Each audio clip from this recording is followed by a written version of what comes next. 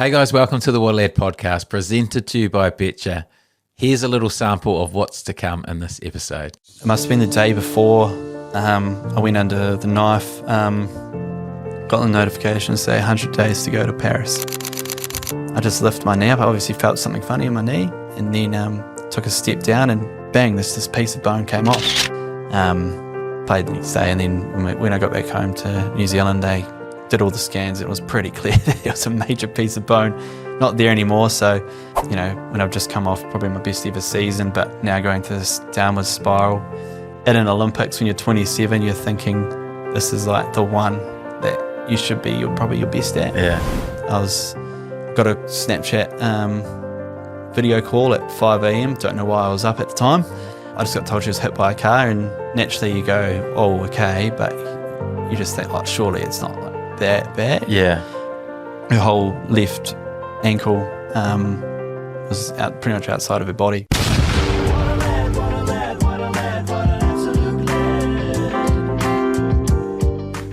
What a lad. Well, today I'm joined by one of our Black Sticks finest, a man who's been banging in goals for New Zealand on his way to playing over 100 matches in the black singlet. He's played in both the Tokyo and Paris Olympics and even captained his country along the way. Domestically, he's turned out for Canterbury, and he's also had stints playing over in Europe and around the world. Off the turf, he's balancing life as a financial advisor while being a full-time lad. He is, of course, one of the greats. It is the legend, Sam Lane. Welcome, mate. Well, thank you very much, Jimmy. It's a great honour to be on here, and wow, what an intro. Did I nail it? Did I get all the facts right? And yeah, there's probably limited information on me on the internet versus previous guests, but yeah, pretty much spot on. Mate, the hockey players go very under the radar, don't they? Yeah, I guess we've been through some periods of we were probably heavily under-resourced, both the men and the women. But with that comes, you got a lot of people that really care about playing hockey for New Zealand, and you really feel that when you do when you do step on the pitch together. I was lucky enough to come into your environment maybe a couple of months ago and just see how it all worked. And man, it blew me away with how much you guys get done, and actually seeing the game live, like right on the sideline, was pretty impressive. It's a crazy game. It's crazy fast, and the ball moves quickly and dangerously. Yeah, it's a pretty dangerous sport, and some of the rules, if you didn't really know much about hockey, you'd be questioning the safety of it. I guess the one that comes up a lot is the penalty corner rule, and I'd be pretty silly to be running out. That's why I don't do it, and I prefer to shoot at those people. So, it is a very fast game, and that's often the commentary people say about it, but it's super high pace, and it's a lot of fun. Yeah, and you mentioned the resourcing, and like that was another thing that sort of blew me away with talking to your coaches. A couple of good lads they are, but they were talking around how little you guys run off. Basically, one All Black would fund your whole program, all the players, coaches, travel, everything. So it's like sort of blew me away. Yeah, we've been in a really tough spot, and we're in a funding model that is it's very difficult to really grow in. And you're finding that now more with other team sports under the models that we're under. But it's always kind of been that way. For hockey, we've always probably been a little bit under-resourced. And now in December, we lost $1.5 million, which to us was, between the two programs, is 60% of our funding altogether. So we're in a really tough spot at the moment. But yeah, all sports, they all want more money, and they thrive under more money, and that's just the reality of it. But you do, like I said earlier, our players, to come to that camp that you're talking about, everyone came for free, taking time off work. It's just the reality of the program we're in. The unfortunate thing is that every other team in the world that we're trying to compete against is getting more professional. So that's the sticky point for us at the moment.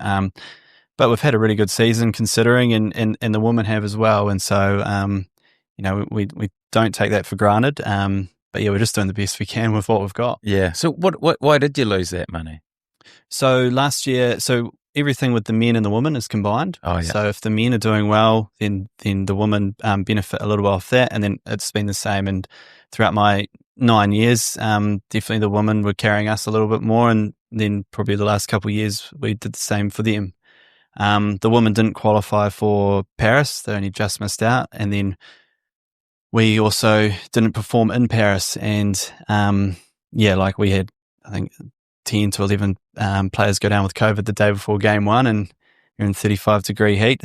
You know, it's going to be you're pushing uphill a little bit there. and so from there we that it's all done on results, and that's it's just where we are today. Gee, so all your funding goes purely off the results you guys get at mainly the Olympics.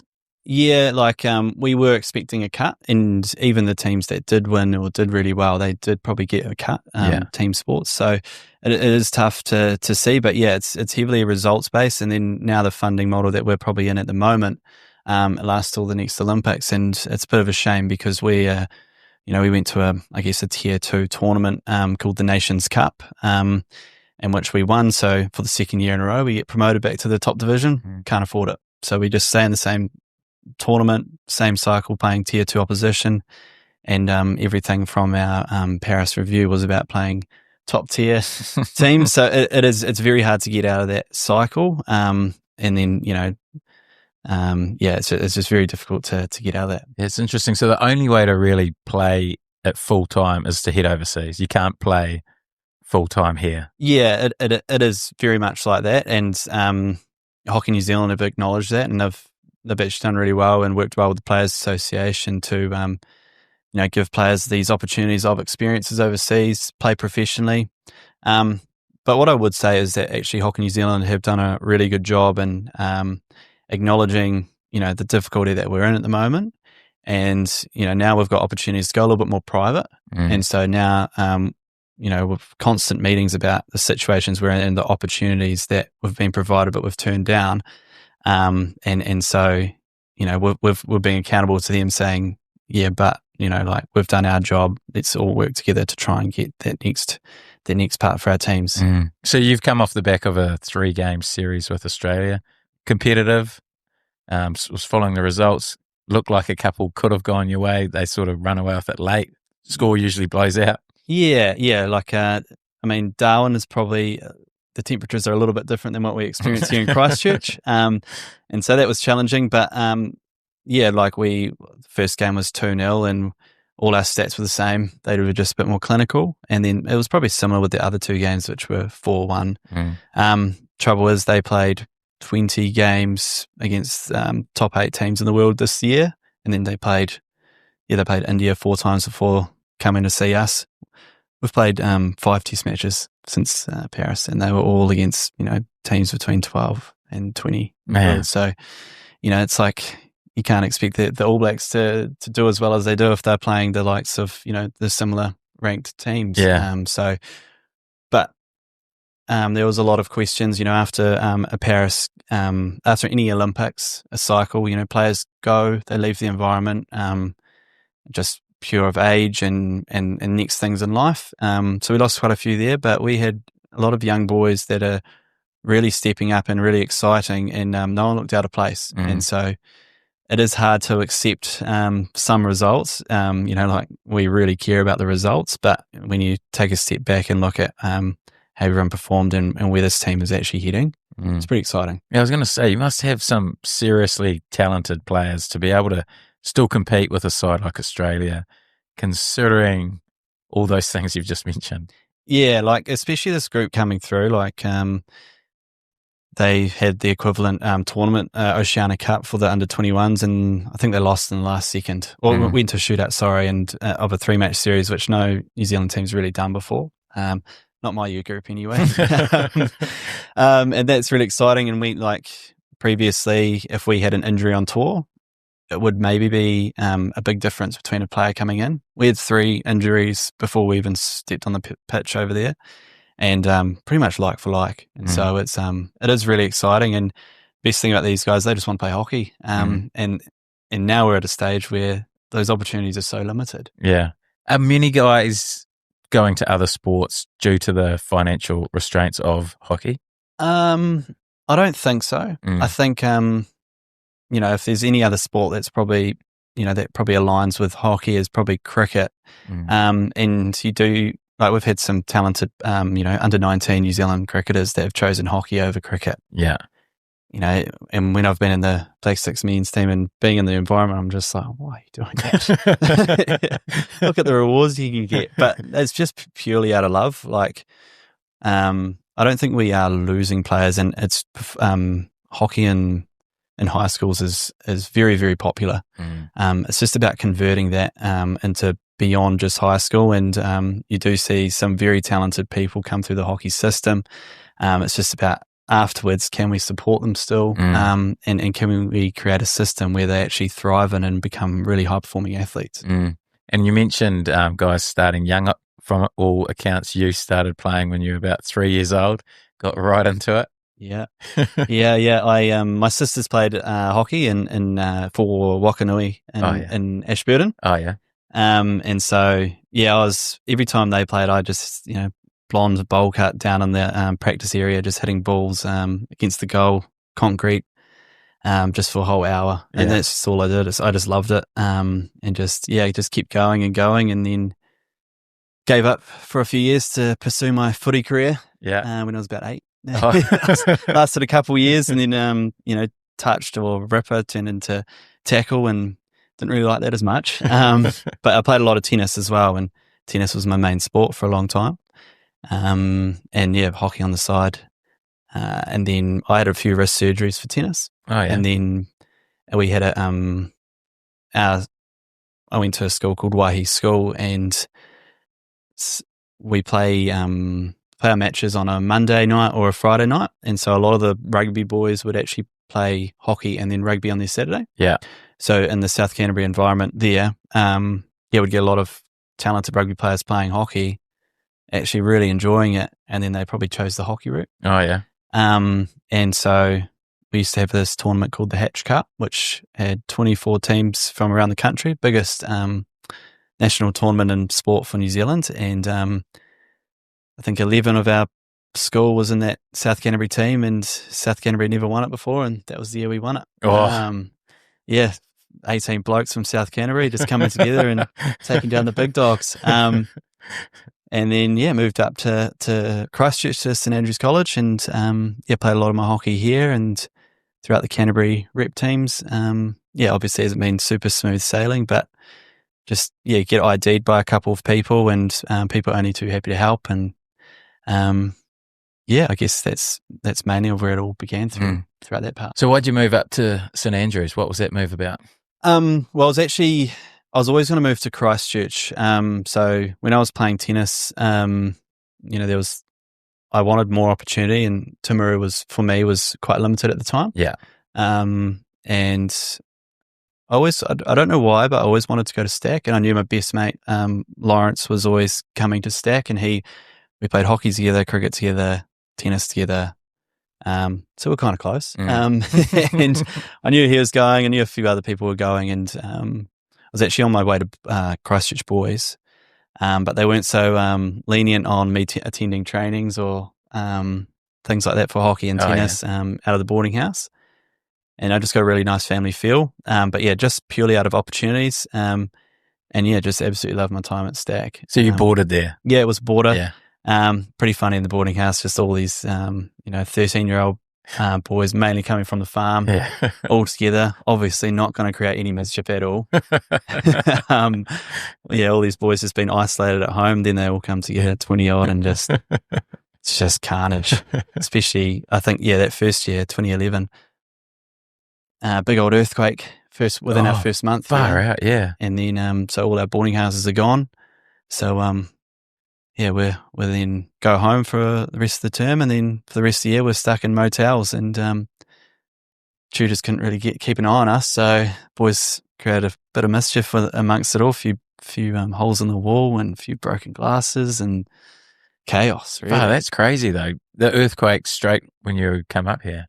So obviously February, so it's 3 or 4 weeks into your start of your school life in Christchurch, and then you get sent home. But the also within the boarding house, like we're living on Beeley Avenue, so still we wild as Stack, probably 2 or 3K. Our tutors have to get to university, so you're getting up at 7:30 a.m. going to school, occasionally on a Friday, you stop at Macca's, get a little hash brown or something, and then you're doing prep till at school. So you're on site until like 8:30 p.m. and then getting a bus home. So far out. Yeah, it's a lot of time in school uniform and being on site. It's actually pretty crazy looking back. Where were you when the earthquake actually happened? So I was in Strowan House, which is the oldest building, which was under construction at the time. I was about to leave, and then I saw all these boys getting under the table, and I was like, I'll just go back in. I don't know why. Went back in, got under the table. It's crazy. Like at the start, I just thought it was like some year 11s just playing about in the dining hall where we were. And now we realised, like, oh, wow, this is actually serious. And it's just crazy. Like some people were in the boarding house and got heaters landing beside them. It's just wild. It's pretty strange to look back on. Yeah, the oldest building obviously was strong enough to survive it. Yeah, and it was under like Kiwi scaffolding and everything like at the time. Crazy to think, eh? Yeah, poor instincts for me to go back inside though. Fight or flight. Yeah. It's supposed to be freeze, not run inside. Yeah. Run towards the danger. Yeah. But so, by all accounts, you got up to a bit of mischief. Is it? Was that you leading that, or was that? I was big passenger. I was definitely on the softer side. I wouldn't get myself into it too much. I'd just be probably more of a witness of what was going on. Yeah. Got caught out once or twice, but no, we had a big group, probably your 13, 14, 15-year-old boys, that stage of life. Holy. And was sport like a real goal for you at this point, or were you just happy just playing it for fun? With tennis, I think, you're competing, like I play for New Zealand under 12s. Oh, wow. So like you've already got that competitive edge, and because it's individual sport, by then you're like what it takes, what you have to do to be top of the country. Yeah. And so I also knew that with the opportunities we're getting provided in the hockey, like that South Canterbury team I was talking about, that this could be something if I really want to do it. But I wasn't actively thinking like I'm going to be a black stick or be part of these New Zealand teams. It was definitely something I'd love to have done, but I wasn't training for that. I was just like, just going to the turf and just smashing it out because I loved it and loved putting myself through, some and challenging myself through some sessions and just, working through my craft. But it definitely wasn't something I was like, that's what I'm going to be. But it was like, I'd definitely love to be something like that, and let's give it a crack. But it'd be a dream, but it's not. I'm not putting that expectation on myself that will happen. And what was that work ethic like for you? Like, obviously, to be a New Zealand champ at 11 years old at tennis and to become the professional hockey player you did, like, you must have had a massive work ethic. Yeah, like, there's no lie. Like, I had plenty of opportunity. Like, my parents came to every hockey tournament, took me to every training, hockey, tennis, but 4 times, 5 times a week on the tennis court, winter, summer. And so through that, like, hockey, it's a very, like, it's more running than actual, technical skill especially for a striker. And so probably what, tennis, it was just focusing on technique, on your basic skills all the time. A lot of tactics and then also just knowing what you're good at.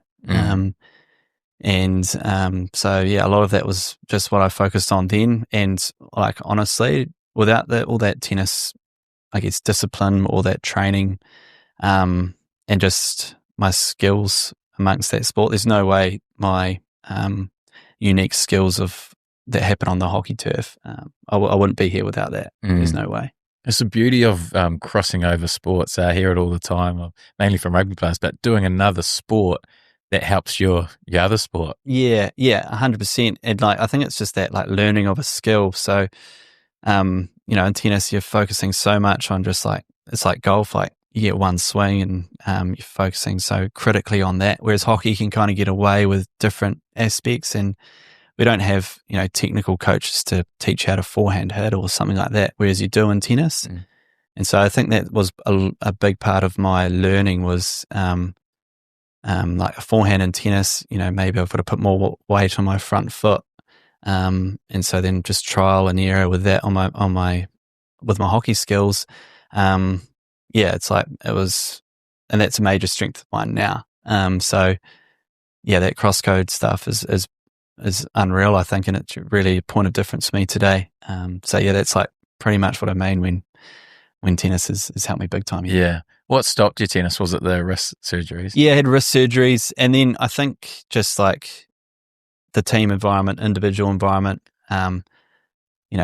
Sundays on court, you got no one else to blame, and you can do that in the sport. umpire. Yeah. The wind and everything else. But no, I think it was just too much. Like some days I just absolutely love it. Some days I wouldn't. And then I just think the natural environment was just team sports. Like I loved my rugby and loved cricket and just loved being around people. But I also just loved that personal responsibility of like, when you need someone to turn up and doing it for your teammates and doing it for something bigger than just yourself. Yeah. And I also saw, probably with tennis in New Zealand, you're limited on opportunity. Like you can go to the States for tennis, for university, but probably back then I didn't know what university was. So I just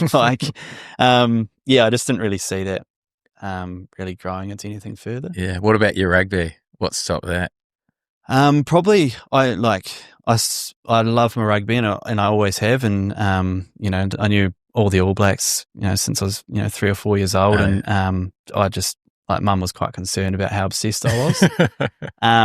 And I think I actually I loved watching it, and I still do, and watch every game that I possibly can of Crusaders, Canterbury, All Blacks, and I think it was more just I just love the skill of hockey, and I've been doing it for a long time, but just like the processes that we have it's I guess so different, very high paced, and I probably just didn't love playing rugby as much as I loved hockey. Yeah. But I still love watching it as much as each other. And were you always a striker? Yeah, I used to be a bit more in the midfield, but when I started, that was probably just to give me the ball and just try and dribble around everyone. But now it's like probably since 13, I've always been striker. Oh yeah. And your pathway to the Black Sticks? Yeah, I guess like there's like an under-18 tournament that we used to have. I was 16 years old and probably the last person to be picked for Canterbury. I genuinely remember thinking like, I'm in trouble here. I don't know if I'm going to make it. And then it was like probably 3 weeks out from that under-18 tournament. I got told I had a back injury. I got told from a doctor that probably start thinking they probably shouldn't be playing the sport anymore. Oh wow! There's a lot of disc injuries in hockey with being bent over, running as hard as you can. It doesn't really make sense on a concrete pitch. Go figure. But yeah, within 3 weeks, that rest probably gave me a little bit of time to really think about what I want to do. And from there, went to the tournament, played really well, and got to the under-18 New Zealand squad. And there was only 3 16-year-olds there. We went to the camp. They had all the fitness testing, did really well in the yo-yo and the one of the other tests, but all the speed stuff. Out of 30 players, I came 29th out of all of them. Oh yeah, 2 goalies beat me. Which no disrespect to goalkeepers, but you probably should be beating them. But yeah, it was just going through a growth phase is what I'll call it. And well, those metrics really helped me, and I took a bit of athletics up. Yeah, and then within 2 years, I was going to like under 21 tournaments and scoring. I think it was 14 goals in 6 games, and really thriving. Identifying new skill sets of mine, and got invited to an under 23 trip when I was 17 to go to Holland, playing some top teams over there. And then I think it was a year or 2 later. I got a call from Colin Batchel, the head coach of the Black Sticks, then to say, you're going to be debuting for the Black Sticks. And I couldn't believe my eyes. But how old are you here? I would have been 19, 18, right. Probably just turned 19. Yeah. That year, the year before, I was trialing for the Canterbury Cavaliers, the top Canterbury team, the NBC equivalent. Yeah. And I knew we had 3 trials, and probably I was planning on the 3rd one. I had a family trip to Wellington, And after game 2, I said to the coach, I'm not going to Wellington anymore. It wasn't good enough. I need to go again. And from that conversation, I played really well. And that was we had to talk about it after. He said that was kind of a turning point in selection to say, we're going to pick you. All right. And then, I had a fine tournament. Nothing came from it. But the next year, that's when he really challenged me. And then, got my opportunity to play for the Black Sticks in 2016. That's cool. It all happens so young in hockey again, and I guess it can because the physical element's not huge, I'd imagine. Yeah, no, it's like I was pretty skinny then, very very small, but that anyone can play the game. Yeah. You know, like everyone's got different attributes, but it's much different to rugby where there's definitely a bit of physical size from a boy out of school versus someone who's been in the game, for a wee while. Yeah, and what's it like playing your debut? I was probably one of the worst games I've ever played. Was that? Yeah, I overhyped it to myself.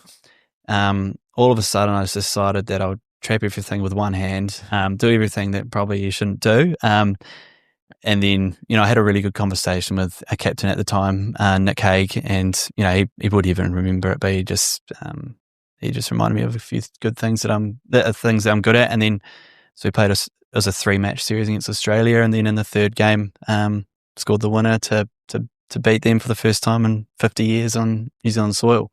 How good. So, it's quite nice advice to get. Changed a little bit. But yeah. And did you feel like you were good enough after that moment? Probably. Maybe not after your debut by the sounds of it. Yeah, like I probably I kind of knew where I'd sit and within the New Zealand environment. I saw an opportunity and took it. And then I guess I'm just always quite honest with myself and a little bit realistic. Probably after that game, I was thinking, right, I've cracked it here. There's 25 national contracts. Yeah. I haven't got a contract yet. But I just thought, it went really well. And then there's 10 other contracts. Development squad is what they called it at the time. And I kind of set myself up to expect that. And that's what happened. And then, in the development squad, they used to call it the death squad. You can sit in there for a wee while and then just be told thanks, but no thanks. Yeah. But within a few months got shifted to the national squad and just got trusted with just doing my craft. That's cool. And during all this time, you've got to be working in the background doing study or... Yeah, it's doing study then. I always try to do 5 papers a year. So, so two in the first semester or 3 and then 2 in the second, and usually do a summer school paper, just so I'm not, super behind and taking 10 years to do a degree. Yeah. And then, later on when I got a bit more, I got injured, I took on more and more, and the more I actually took on, the better I actually did at my uni. But we're certainly not professional athletes is probably my main message there. Yeah. What would a normal week look like for you? Now or then or now? Now it's very different. 40 hours a week at Forsyth Bar and doing training beforehand or after work. I know how that's how it was for all sports back in the day. And so that's what, you kind of remind yourself about. But 40 hours a week, and in Auckland, it's 45, with the traffic, getting everywhere. So we have to fit everything outside of our work, and that's just how our contracts operate. It's just the reality of the situation we're in. Yeah, it's tough, eh? Yeah, it's not easy. But we all actually love it. And we see opportunity, and we want to be the reasons, for the future generations for it to change. We see this as hopefully it's going to be temporary. And it is a bit, like I said earlier, a bit of a sticking point at the moment, but, there's also opportunities overseas, and I've taken that opportunity for a bit. And, now we get the opportunity to make sure that when we do give up hockey, that we've got a career. So we're not finishing at 35, no money in the bank, and then also no work experience. We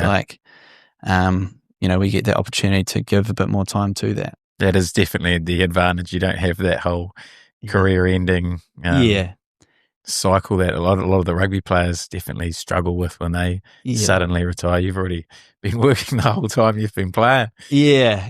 I mean, it is a vulnerability that professional sports people do have to go through, and bit of identity crisis, to be fair. Yeah. And I think my first and second year of hockey in the Black Sticks, I definitely identified really hard as Sam Lane hockey player. And then, a couple of injuries and things like that. And then you really want to force it. You're just trying to figure out this game and who you are, and new city, new people, new environments. And so these other things that you bring into your life, you actually realize, like there's a bit more to yourself than just hitting a ball with a stick. What injuries did you have? So I had my wrists, obviously. And then I had it's called an osteochondral break in my knee. So in my left knee here, it's just like a piece of bone, like, I guess like the old $2 coin or something pretty big. And it's cartilage. I was just walking backwards, about to run for a ball, playing for New Zealand against Aussie. And I just lifted my knee up. I obviously felt something funny in my knee, and then took a step down, and bang, this piece of bone came off. So it stuck into my patella. And I just remember a massive shock through my leg. And I was just like, obviously you see people with ACL injuries. I'm like, that's not how it works. And then come off, and we're trying to figure it out, and it still wasn't really making sense. Played the next day. But it was just no point. I shouldn't have played, but, played the next day. And then when I got back home to New Zealand, they did all the scans, and it was pretty clear that there was a major piece of bone not there anymore. So went under the knife for that. They screwed it in. And then it's coming back. This is, 6 months before the Commonwealth Games, Gold Coast. So 2018. And then, like I put myself through absolute hell, to try and get myself fit. That's what I really wanted to do. And, just wasn't healing. And so inflammation all the time, so many things. It's just one of those things you can't control. I was using every excuse. Sometimes I'd just put ice in 20 minutes before I go to see the doctor to try and make sure it's all not as swollen, or do things to just get me going again, because I couldn't feel it being sore. But I mean, if I look back now, like that knee was so much bigger than my right knee. It was crazy. And then, after some time, I didn't really question physios or doctors. Like I just trusted them, just knew the outcome. Like they'd say something, wouldn't really listen. And then I kind of just went into one of the physio sessions one day, it would have been 4 weeks after, and just progressively getting worse, and just said like, every day I come in here, I just expect worse news. And so like, okay, we'll get some scans done. And then, realised that the screws weren't working. So they took it out and glued it back in. And haven't had issues since. It's been fine. And then... But you missed the Commonwealth? Missed the Commonwealth Games. So I was having surgery then. Mum and Dad still went over. They always kind of went with the view of that they supported the team, not just me. So it was cool to see them do that. I didn't really want to go to that. I was more than happy to watch from the couch or some establishments. I was more than happy to do that. And then last year, in March, had a Jones fracture in my foot. So my outside toe, what McCaw had at 2011 World Cup. And so they smashed a screw in there and made it in time for Paris. How sore was that? It was sore. Like it just felt like you rolled your ankle. But like in your foot, if that makes sense. Just as if it crumbled. I was just running normally, and just bang. It's crazy. And then, did you keep playing? Nah, not that. Nah, I went off, and nothing was getting better. And then, my missus was on crutches at that time as well. So I went home. When I was going home, our physio, she got out some crutches to give to me. I was like, "There's no way, there's no way I'm going home with crutches." And then that night, I stole my missus' crutches to everywhere. So why was she on crutches? Yeah, so I was playing in Holland at the time, and this was February. So in the Holland season, so if you look at like the football season, they start in August, September. And they go throughout the winter. In hockey, the turfs freeze. You can't do that. So you naturally in November to mid-Feb, you'd come home, which is perfect. New Zealand summer. Yeah. So she spent the 9 months year before with me in Holland, and then I was going back to back to Holland in late Feb, and 2 weeks went by, and long distance is already tough, and then I got a Snapchat video call at 5 a.m. Don't know why I was up at the time, it was Greta who had been hit by a car while she was out for a run. Oh, just on a Sunday evening. I just kind of froze at the time, and just seeing blood everywhere, hearing the people in the ambulance being very serious about what's going on. Yeah.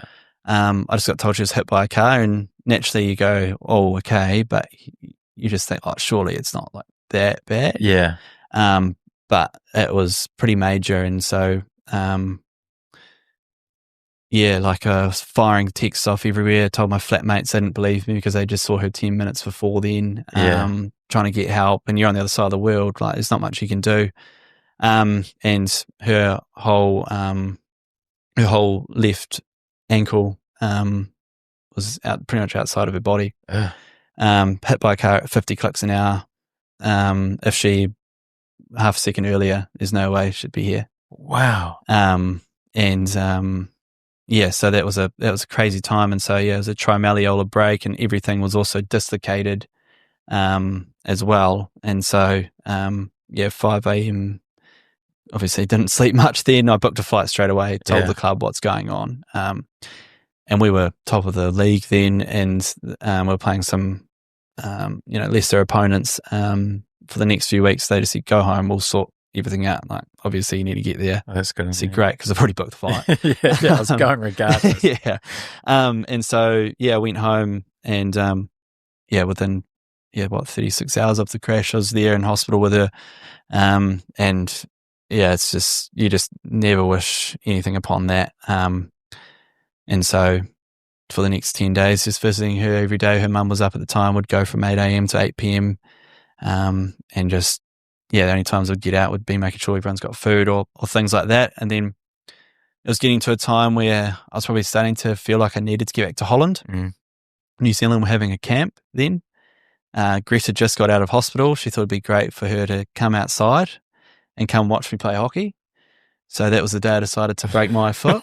And for the next few months, people just they just couldn't believe it. Like, they just thought we were just a joke. Yeah. Or as if we'd both been in a car accident. Probably the hardest thing amongst it all was when I started to actually really improve. Yeah. I've just got a broken toe, realistically. Yeah. And she's an avid runner. I enjoy running, but it's not my prime event of what I love doing. But I do it. But I've also got an Olympics that I've got to get to, and when I'm healing, and she had to go for another surgery because she got an infection in there, and it's just a shambles. But I'm going outside because I need to do a few fitness tests to get myself right for the Olympics. But it's the Olympics versus someone who can't walk and may not walk again. Was that a real threat? Might not walk again. Yeah, I think when we got to the infection stage, that's what we both thought, that maybe there might not be an ankle. Oh wow. But it wasn't directly told, but it was what we were thinking. Yeah. Like, infections are nasty. And that's where we kind of got to. But I'm like, oh, I've got to go for this run. Yeah. And you just feel guilty that you can go run and you're improving. Hers is taking a lot longer, obviously. And, she's extremely understanding.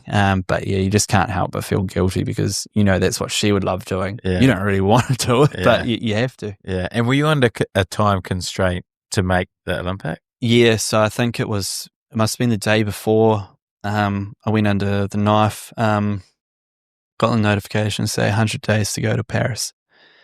And I didn't really think too much about the deadlines of it, but the more I kind of hung around medical staff, S&C, starting to realise how seriously tight the deadlines were. And I had a bit of closure with the coach that they're going to name me in the team, and I just got to get myself right.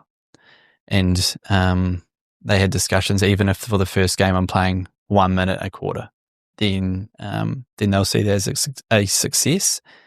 And we just absolutely smashed it all together, and ended up being ready a month before the Olympics. Oh, wow. And yeah, the people that were supporting me at the time, they gave me everything, like as we said before, pretty under-resourced, and people just committing a lot of time for me to do really well. And, it's something I'll remember for a very long time. How good's that?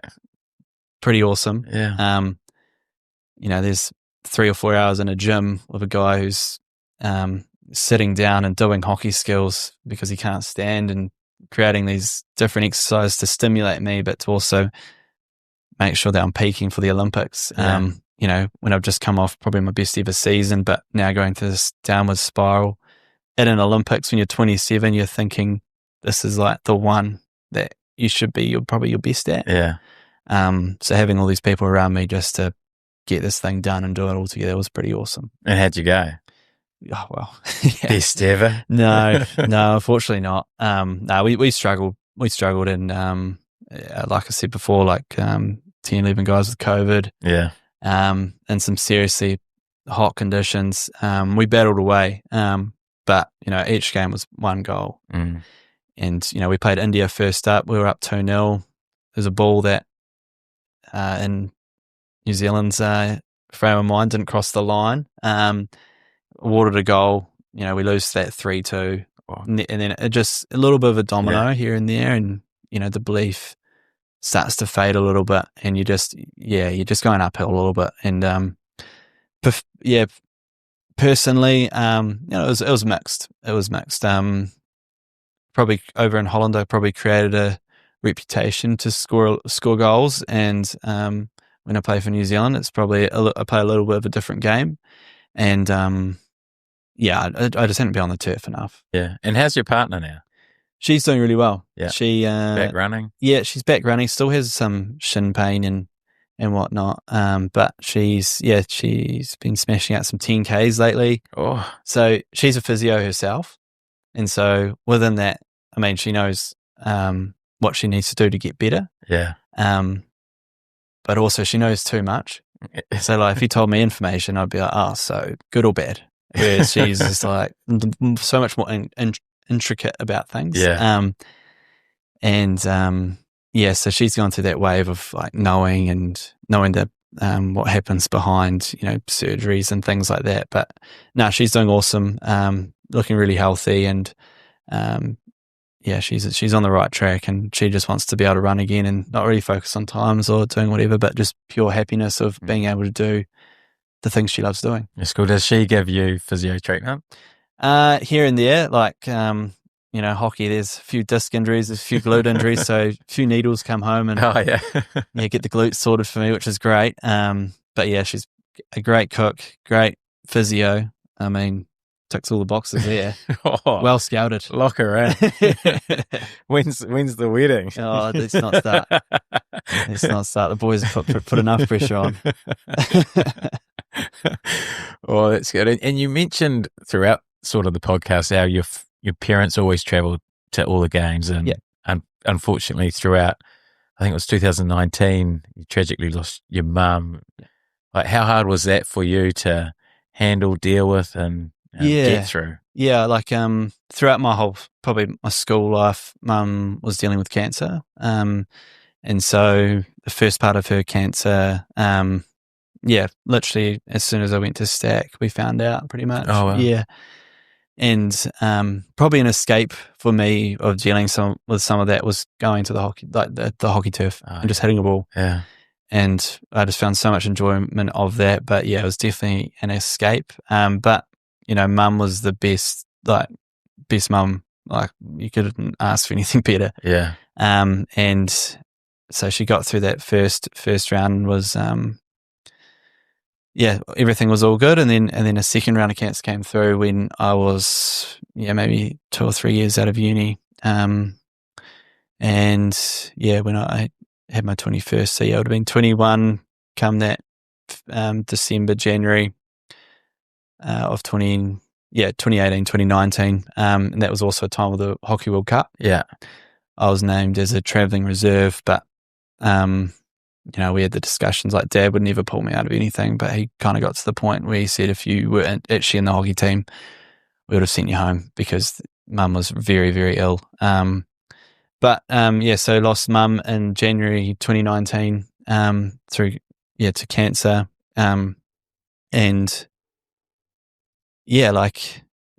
Pretty troubling time. But there was a lot of things that helped me, and I think I've never blamed anything on, like why am I hard done by, because I probably always viewed it as I've actually had the best mum for 21 years. Like I could have had someone else that just wouldn't have ticked the box. Like that was my best friend. And I still think about her a lot. And a lot of how I act and who I am is very similar to how she was. Been a major inspiration for who I want to become.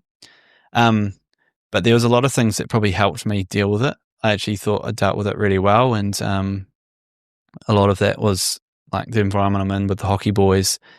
As soon as that happened, I actually got named to play in a test match a week after the funeral.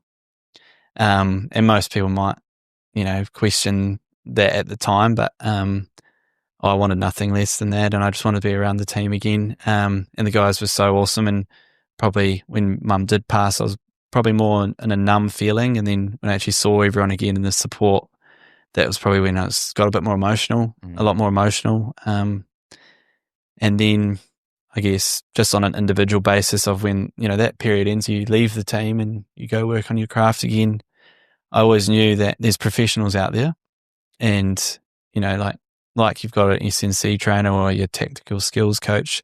If you need help, you go see them. And so I always made a deal with myself, like people deal with this pretty regularly or some sort of grief. There's no point trying to be a hero here. Yeah. There's a reason why they're professionals. So let's go try to find some help hit up a few contacts on who they think will be really beneficial for me. And honestly, it was the best thing could have done. And, I wasn't trying to be a hero, and just, really, really went on to the resources that were made available to me. What does that process look like? Like, what do they talk you through? What do you go through with them?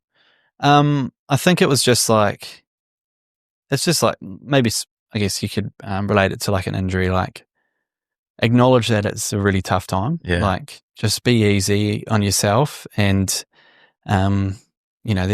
for an injury, I recently had some hamstring issues, and, I wasn't too happy about it, but just acknowledge it, that it's actually okay to be like, understand the situation, that you don't want to be in here, but give yourself some time with that, and not be too hard on yourself in that front. And then I think from there it was just like realize what you like doing, that it's going to be hard. You've got a really good network of people there around you. Like I've got my friends and family, and people just want to help, and just knowing that is major. But, it's definitely not going to be easy, and I never expected it to be. I also really appreciate, like, I had time to say goodbye.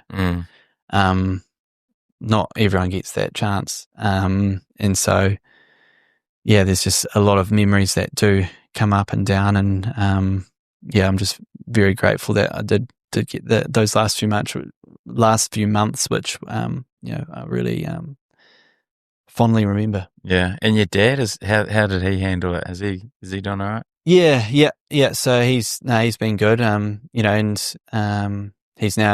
He got married this year, to Angelique, which was a really awesome event. Obviously so much support behind our family. It's kind of hard to think back on it, but Dad did. It was like classic kind of rural farming relationship. Dad did the work, and Mum looked after us and cooked everything, and then and did all the accounts and whatnot. And then that's gone, and so Dad's stranded at home, and me and my sisters aren't at home anymore. Yeah. So like, there's no wonder why you'd feel a little bit lost. It was really emotional when I had to go back to Auckland and leave him at the airport. That was one of the toughest times. But no, he he was Big Rock, and he'd often come up and visit us. And now he's thriving. And yeah, in his new relationship, and he's been nothing but amazing. Yeah, it's good to hear. And you mentioned the court being almost an escape for you. Do you still sort of feel like that? Probably not as intensely. Yeah. I think done a lot of work with John Quinn, who's obviously here, Crusaders. He was actually a school counsellor. Oh, was he? So got her in my under 15B cricket coach. That's why you stopped cricket. Yeah. Just getting abused by the mental skills guy. So what he probably reframed a little bit for me was like, maybe at a time then I used it as an escape of like negative situations, where turning it around and more like seeing, why do I love hockey? And a lot of it, back when I was at school was probably, because I'm probably quite good at it. Yeah. And it's just like, so you just do things because you're good at it. It's just like, sorry, oh shit, I know I shouldn't be thinking like that. And it really made those things really made me think, and then started to be like, wow, I just love the feeling of, hitting a ball purely and hearing the sound of a backboard, and the influence you can have on a team, and started to really appreciate those sorts of things, and then started to rewire my brain a little bit more around appreciating like those moments more. And so now when I do go to the turf, it's more to see opportunity rather than doing it because it feels good at the time. And yeah. Oh, that's cool. And what about your plans going forward? Like, obviously, you're busy working at Foresight Bar. Do you enjoy that as a job? Yeah, it's been good. Like, you see a lot of opportunity within that industry, and there's been a lot of sports people doing it, which is great. And I think I do see going through a Forsyth Bar there. Yep. Also, I'm not sure like what next opportunities are. I'm just an assistant at the moment, so I'm not bringing the coffees, but there's not much. I'm not much that much higher than that. So yeah, I work with two pretty ambitious advisors, and so do a lot of account opening and whatnot there, and hopefully one day I can progress a bit further. But hockey's still very much a big priority for me, and the firm's been awesome with allowing me to carry on and take a lot of leave without pay, and let me enjoy that. But yeah, hockey's still very much a big part of my life, and I think we'll go through to LA and hopefully make the team, and hopefully we qualify and then reassess where we're at. When do you qualify? When do you know that? Oh, so it'll be end of 2027, start of 28. Yeah, so that's... Is it a tough process? Yeah, it's extremely tough. Yeah. Like usually it's Oceania qualifier.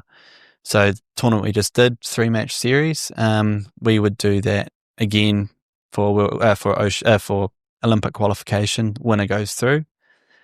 It's a bit of a Bledisloe situation, but we're not on the better end of it. And so then there's another phase that you go through. And last year we snuck in against Pakistan with 2 minutes to go. And that was, extremely, it was exhausting, that tournament.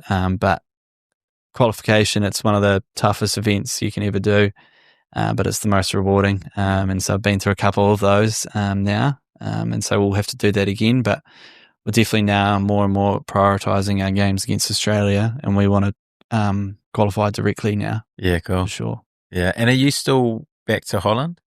So no. So when I broke my foot, start of last year, we needed to probably just settle for a bit. Like Greta always said that her injury's probably going to be 18 to 24 months for her to recover. And I mean, going over there with that in my mind wouldn't be healthy. And, while I have been in Holland, I've been thinking that I need to start my career. So it's always on the back of my mind. And so that's what I've been doing. Yeah. I've been really happy with that. I definitely haven't closed my book on Europe. Yeah. There's definitely opportunity there. There's now the Indian League has come back. So I did that at the start of this year. So there's a few more opportunities coming around. Yeah. How was the Indian League? It was pretty awesome. We were stuck in a little shack town called Rourkela. For India, it's a very small town. Yeah. Of 500,000 people. So to put in a, I guess, South Island context, I remember doing maybe a ChatGPT research during my 6 weeks of over there. It was like the equivalent of like a Winchester or Temuka where I'm from. So it's very small there, but that's 6 weeks of all the teams staying together, playing in a world-class venue. Pretty social occasion as well. Oh, you all stay in the same spot? We did for this one because it's the first one. They wanted to get everyone and just get the basics of the tournament sorted. And yeah, made some good cash as well, like finally getting paid professionally. Yeah. And then yeah, we ended up winning it. Far out. Yeah, so it was an unreal experience. There's probably management in India of, you know, like teams and logistics. Probably not as thorough as it is in New Zealand. It's a little bit more chaotic, I'd say, to put it nicely. So it was always a good laugh, and you bonded a lot with your teammates over those situations. But last year was a little bit tough because you'd go over Christmas time, New Year's, and as New Zealanders, we cherish that so closely to our families. So that was a bit tough, but they've changed it a bit more this year. So go into the auction again and we'll see what happens. Oh, is it the same as the cricket? So you get better? Yeah. So that was an interesting process. So you put your base price in, and pretty much everyone put the same base price, and it was quite low. And what's the base price? How much? It was like it was 10,000 luck, which is the highest you can put your base price, and that's like 20,000 New Zealand. And so you just see all these teams. You see really good players that went before me, and they weren't getting bids. I was like, oh no, here we go. This is going to be embarrassing. And then I was lucky enough someone put their hand up, and then you just wonder if the owners even know who you are, because they might think, oh, he put his hand up quickly, I better do it as well. And then by the end you just go, do they even know who I am? So yeah, it was good. But yeah, pretty awesome experience. You scored a lot of goals over there, eh? In India, I had a 10-game goal drought. Oh, 10-game goal drought. Yeah, it's 12 matches. Must have scored a few on those too. Yeah, I scored the one to draw it in the semi, and then we went to shootout and won it. Yeah, and then got the winner in the final. So yeah, you'll be highly sought after in the next auction. Yeah, you would have thought. Yeah, I would have thought that maybe just that last bit, the last goal of the Indian League might have done it, but I got an email the other day to say I've been released. Oh, really? Yeah. So what does that mean? You don't get auction? So it just means I go back into the auction. Oh, yeah. And if I get bored, I get bored. If I don't, then pretty happy to take a summer. It's been a long season, and with work and hockey and trying to figure it all out together. So yeah, we'll see what happens. Yeah. It's a cool way to look at it though. It's a win-win really, isn't it? Yeah, exactly. Like, like throughout the last few years, like me and Greta actually haven't really celebrated a New Year or anything. There's always been hockey. Yeah. So it's either I'm bringing a little bit more money home, or we're getting an actual summer together. So we'll wait and see. Yeah, I remember Daryl Mitchell coming on and talking about his auction experience. Obviously, the money in the cricket is a little bit more significant, but do they love it as much? Do the fans love it? Are they just really passionate about it at the games? They're crazy. Yeah, like it definitely doesn't have the exposure like cricket. Yeah. I did the research, and I think I saw Trent Bolt obviously went for like 2.5 New Zealand mil, and then so he probably got paid $2.45 million more than me. And so on that side of things, it's just another level, obviously. But like in that small town, the stadium holds 22,000. Oh yeah, cool. And it was estimated that there was 30,000 people in that final. So they all squeeze in there. But it's an amazing atmosphere. Yeah. Like, it's just crazy. And it's not like a New Zealand crowd where you just people were saying, go Black Sticks. Yeah. Just people yelling and dancing and just getting amongst it. It's pretty awesome. Yeah. It's on my to-do list to actually get over there for a cricket game or a hockey game. It will be. I'm sure the hockey's been your dream. Well, now it is. If you go for auction, mate, I'm coming over. How good. Oh, well, we have gone to the questions. We got Lenny come in for you, mate. Like, geez, what a legend. Okay, this one came in the most, and I've sort of already asked you about it, but how much does he love the Beavers? This one came in maybe 4 or 5 times. 4 or 5 times. Beavers. I would say I don't know who they are, but I guess I have to talk about them. But they, I think they're the other Canterbury B team, and I played for the Cavaliers. Oh, yeah. So I live in Auckland, but I'm still allowed to play for Canterbury. So do you travel down for the games? So we're currently on a tournament at the moment, and so don't really have to train with the team. Oh, yeah, yeah. So the Black Six environment used to be you have to move to Auckland. Yeah. And so I moved to Auckland. That's changed now. You can live wherever you want to live. And now you've moved. Yeah, I haven't moved back yet, or if I do, plans are hopefully. But I couldn't wear a harbour or an Auckland cap. Couldn't do it. So yeah, I play for Canterbury. We're called the Cavaliers, the A team, and there would be frequent matches between the Cavaliers and the Beavers, and there's really nothing to gain for the Cavaliers because you want to try and play a really nice style of hockey, but emotions get in the way. All the players know each other really well. Yeah. Gets pretty personal. Been in a couple where there's been 1 or 2 red cards. I personally haven't lost to the Beavers. I think there might have been 1 year that they did, but there used to be a lot of tension between the Cavaliers and the Beavers. But now it's a much more peaceful environment. But I personally wouldn't say that my aspirations were to be a Beaver. What do you get red carded for? I didn't get red carded. No, but what do they? What's a common red card incident? I personally haven't been involved in too many red cards, but the ones that I've seen is usually involved maybe like a wee altercation and maybe a stick around the chest or something like that. You know, boys got weapons in their hands. You've got to be careful. Yeah. So things like that, just reactions and it's not pretty play, and you definitely wouldn't advise it. But some of those games you can understand boys get into bit of red mist. Yeah. Is there quite a lot of verbal abuse, or a lot of people get stuck into you in a hockey game? Can be, but not too bad. Yeah. Like, you're not at the bottom of a ruck and boys are getting amongst each other, and you got one ref looking after 30 old blokes out there. You got 22 players on a field and 2 umpires, and they can see a lot. And it's not too bad. Like, there is a bit of a little bit of chatter, but you've never gotten biffo? Not really. I've seen red mist once or twice. I just wouldn't back myself anyway. There's no way. It's not like ice hockey where you can just drop the sticks and go at it. No, maybe between the Cavs and Beavers, they should probably make that rule available. Yeah. Did you ever play ice hockey? No. Every time I've ice skated, it's been a big old egg on the head. Every time. It's been crazy. So, no ice hockey for me. There's no real crossover from the two sports. No, I think, the first and foremost, you've got to be able to skate. Yeah. So can't do it. Got no foundation. Yeah. No foundation.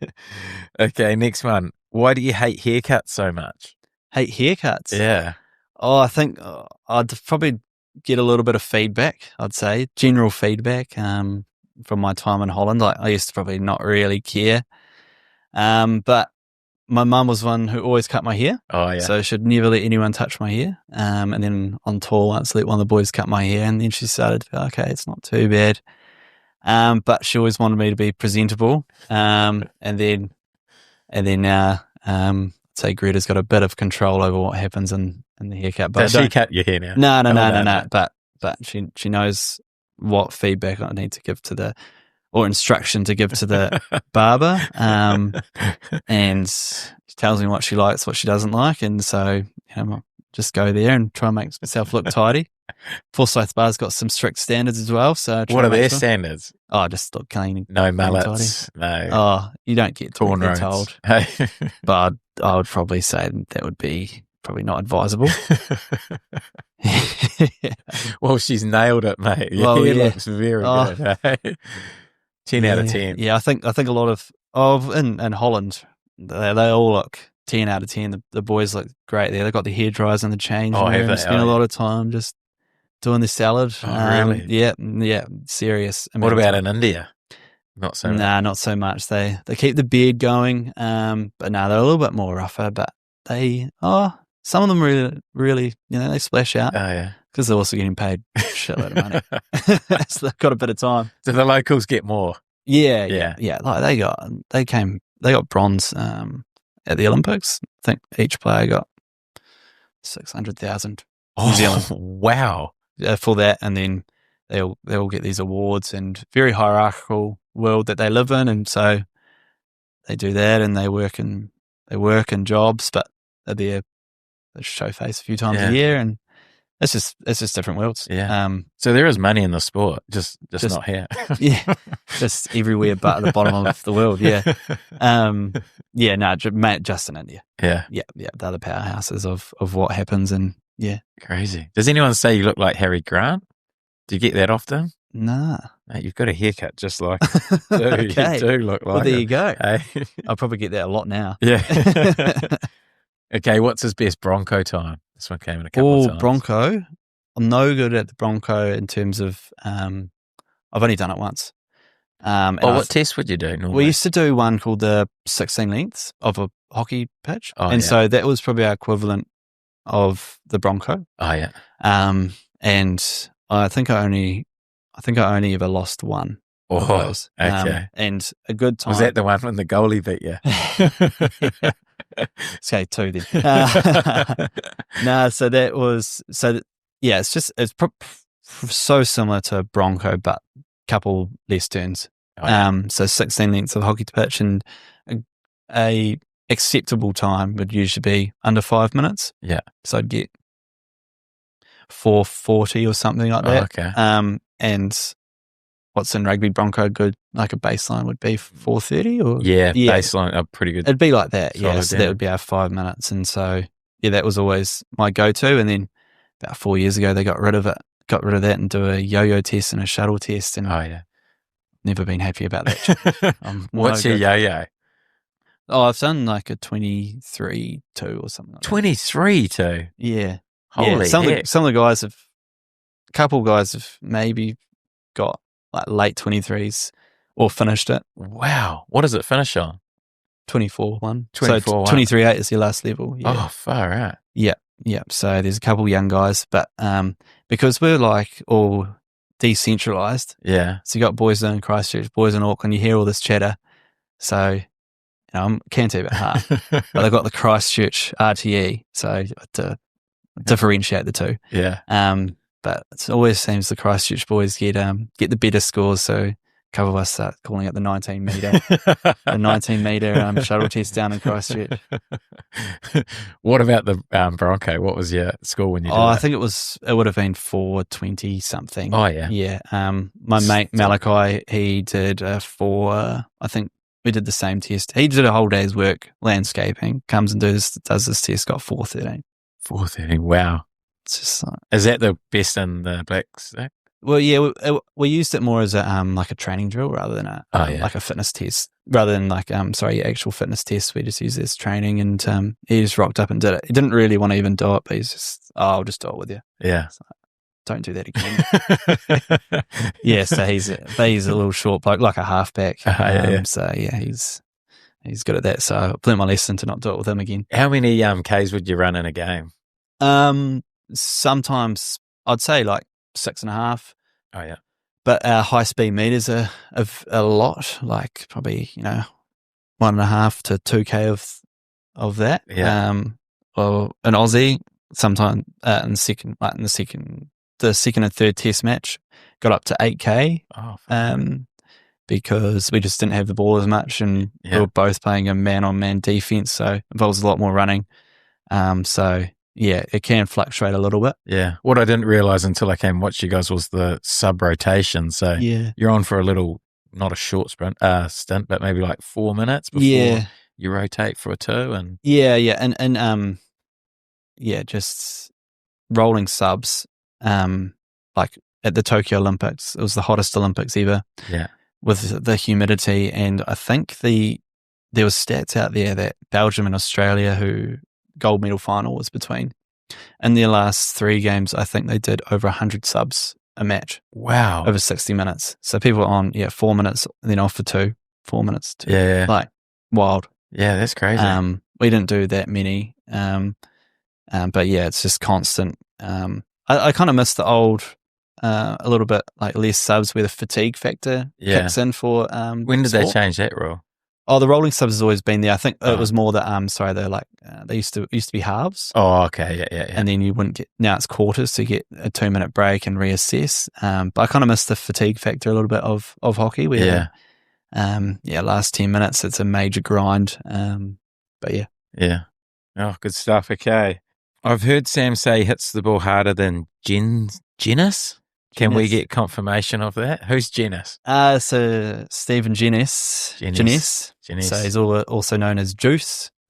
And so he was a very good mentor of mine. And so he'd be 5 years, 6 years older than me. But when I came into Black Sticks, he's blonde striker. And he hits a bloody good ball. And he, every time we'd just go to the turf, he'd be like, right, Sam, trap, bang. And so he just passed the ball and I'd smack it 5 times. I'll do the same to him. And, but he would have the hardest hit I've ever seen. I think he'd beat me. He would definitely beat me, but he could, I've never seen a ball being hit as hard as what he can do. Really? I think I'd run it a little bit more than him. Yeah. There's a few different skills got a little bit different. But there's been a lot that I've learned from him. But he took me under his wing.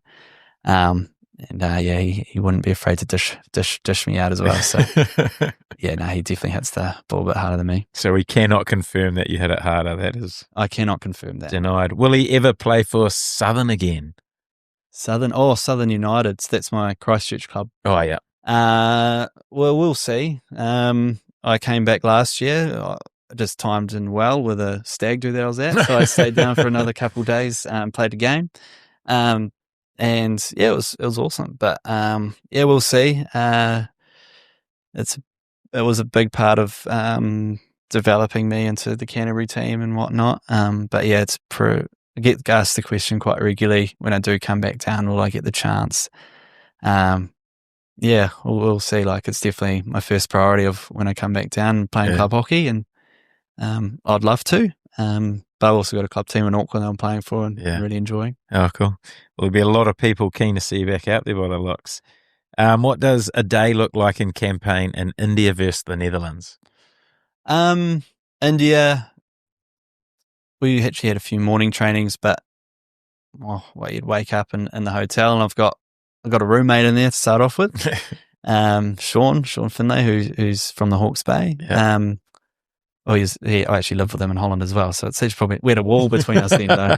And yeah, we'll just do training, go to the pool afterwards, and then just sit in the sun there. Like, honestly, in India there was not a lot else we were doing. In Holland, waking up 10 a.m, going to the cafe on your bike, or had a wee moped at the time as well. And then going into a few more a technical training.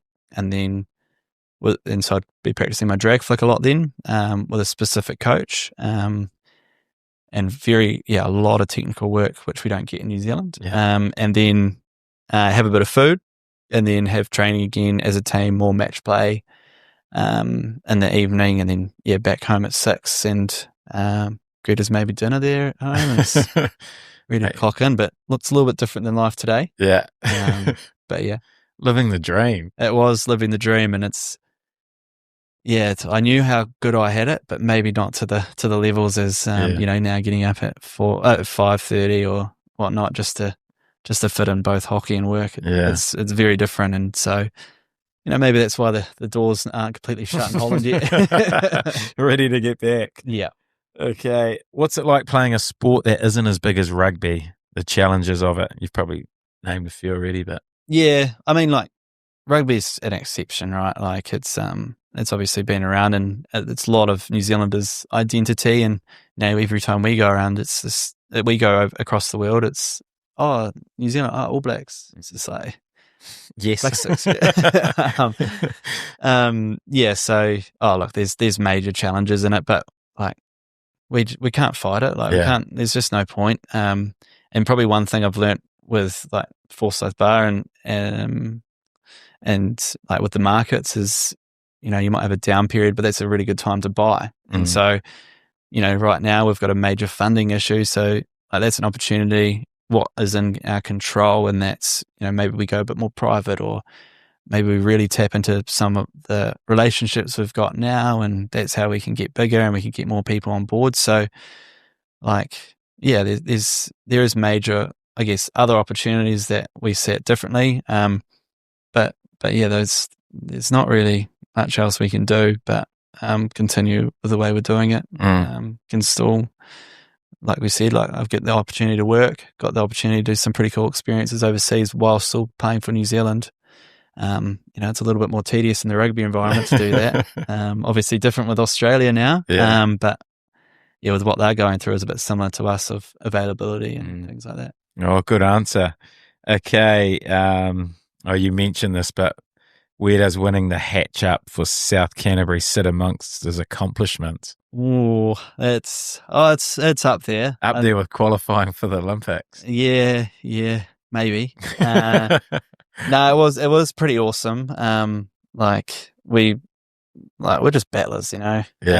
And we just, there's like a big banner still in the like the South Canterbury club rooms there, and it's got like 12-year-old me, like photo of me with like all the team there, and so everyone always talks about it whenever they see me. But it's it was very, very special. But I'd say there's probably been a couple more special things that's happened since then. But it's like we've had a few reunions and stuff like that. And it's really awesome to bond over that with a few of the boys. But it's definitely something remember forever. But I mean, I'm glad that I've done a few more things since then as well. Still not talking about. Yeah, no, probably moved on a little bit from that time. Okay, best young player to look out for in the Black Sticks. I'd say Sean Finlay. Well, definitely. He's been in the team now for probably 4 years now. So he's getting a bit older. He's 23 now. So he's a very good player. The other person, I could name a heap of people. And that there's a very good year group coming in now. But I also don't want to tell them to that too much because they haven't done anything. Yeah. Right. And so hopefully that's a wee challenge for them. But I think Charlie Morrison, he plays for Canterbury. Good friends with him. He could be something very special. But there's a lot of other players there. But he's in the leadership group. He's pushing his weight around a bit, and he's developing as a person amongst the environment. He debuted at the Hockey World Cup.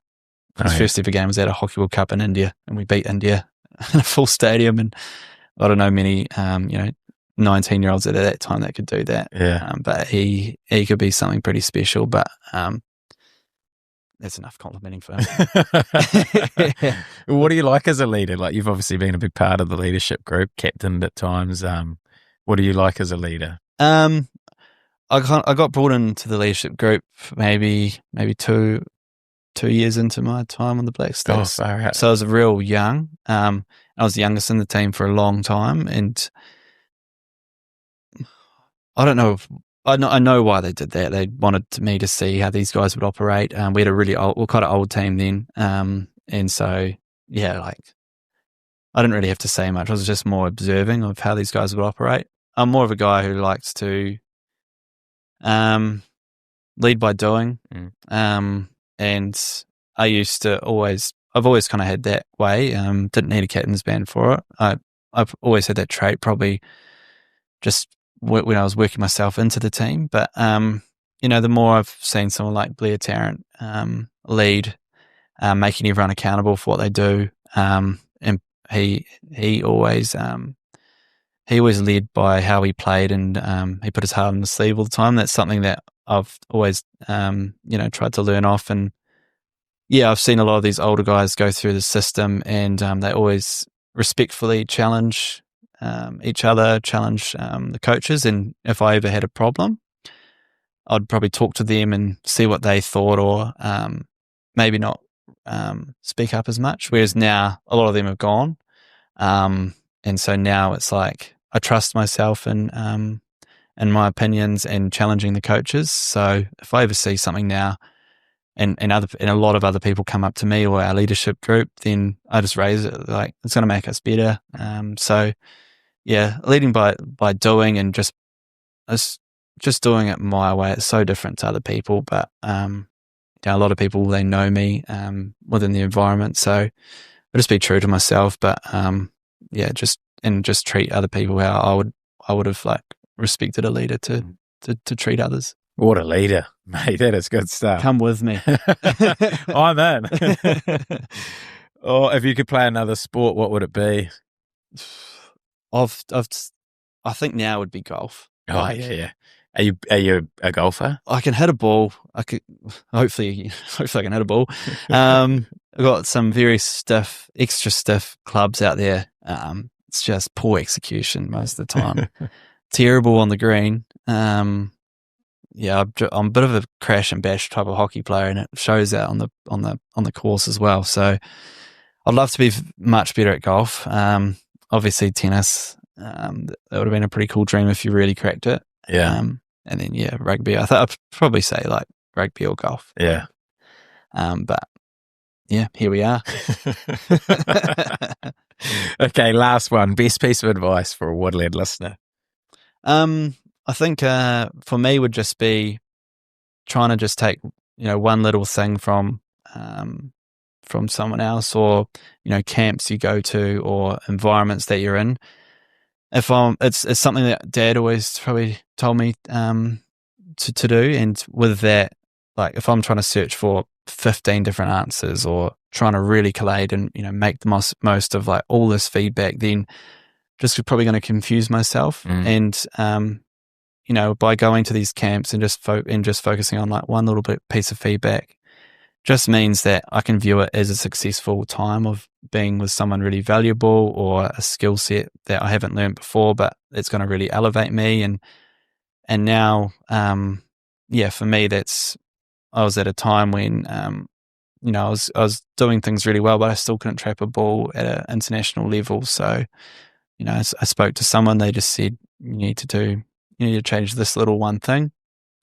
Now, strapping a ball 6 out of 10 times when I'm an international hockey player, that's changed to 9 out of 10 times, which might mean I get 2 more shots away at goal, which might mean 1 more goal. And that completely changes the picture as how people view you as a successful, unsuccessful hockey player. So, just one little things, if you can take one thing away, then it's can be so beneficial for how you grow as a person and as an athlete. Jeez, that's good advice. Hey, you have nailed it. From the Keith Lane Gospel.